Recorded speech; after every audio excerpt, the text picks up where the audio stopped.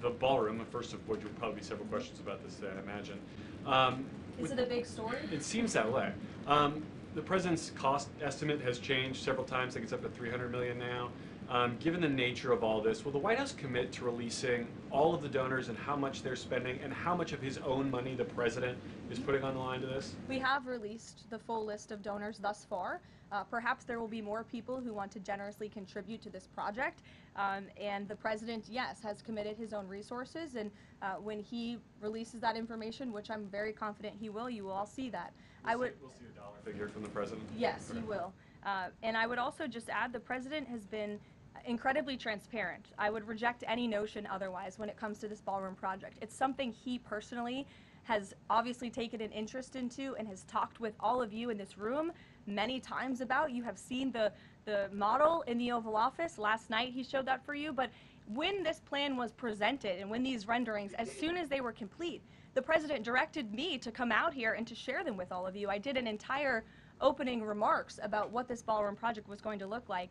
With any construction project, there are changes over time as you assess what the project is going to look like, and we'll continue to keep you apprised of all of those changes, but just trust the process. This is going to be a magnificent addition to the White House for many years to come, and it's not costing the taxpayers anything. The president is privately funding this ballroom addition to the White House grounds. Jennifer. To follow up on that, one thing that's not in the president's model is the East Wing bunker, the President's Emergency Operations Center. Can you say if his update, that $300 million, does that include the cost for upgrading that bunker? Look, like any security enhancements that are made on the White House grounds, those will be made and maintained by United States Secret Service.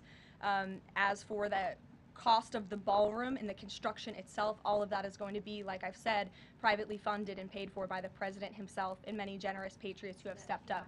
Included in that funding? Correct. Okay, and then can you say, well, that's all right, I'll skip that one. Thanks. We just. Thank you, Karoline. More ballroom questions. Okay. So the White House has explained that the reason you didn't submit construction plans to the NCPC is because that commission, along with others, don't have oversight over demolitions, but only over construction. And so far, you haven't built anything. So can you help us understand, can the president tear down anything he wants without oversight? Could he demolish this building or, say, the Jefferson Memorial? So it's not the president who came up with that legal opinion himself. That's a legal opinion that's been held by the NCPC for many years. It's written, so we can get you that background and that research if you wish to include it in your reporting, because it is very important. They have ruled consistently, their general counsel has said, when it comes to phase one of this project, the tearing down of the current East Wing structure, a submission is not required legally for that. Only for vertical construction will a submission be required, and that's a legal opinion from them, and we are following that legal opinion. And again, I would just add, can any president do such a thing to the White House grounds?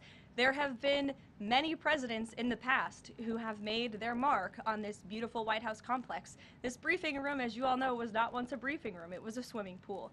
There have been presidents who have completely torn down the executive mansion. If you look at what President Truman did, some of the photos of the construction project that took place in those years, I think sitting here today, we're all grateful for those efforts and the modifications that happened at that time. And again, in due time, the East Wing is going to be more beautiful and modern than ever before. And in addition, there will be a big, beautiful ballroom that can hold big parties and state visits for generations to come. So it sounds like the answer is yes, he can tear down whatever he wants. And then secondly, that's not what we're saying. That's a legal opinion that's been held for many years. And interpreting it. No, it's something that presidents have done for years and years. In fact, I have some photos here. Thank you, Pat, to show you the construction that's taken place on the White House grounds. This is the construction of the West Wing in 1902. Look at this, the construction of the West Terrace in 1902. These images look quite similar to what you and the American people are seeing today, the construction of the East Terrace as well. Look at the construction of the West Wing expansion in 1934. So look, this is a legal opinion that's been held for many years. Look at, this is 1950. That looks a lot like what you were seeing today. Can he demolish anything he wants? What do you think that oversight? rubble is? How did that rubble get there? Right, so I'm asking, and then back to the donors. Go ahead, Rachel. Many of them are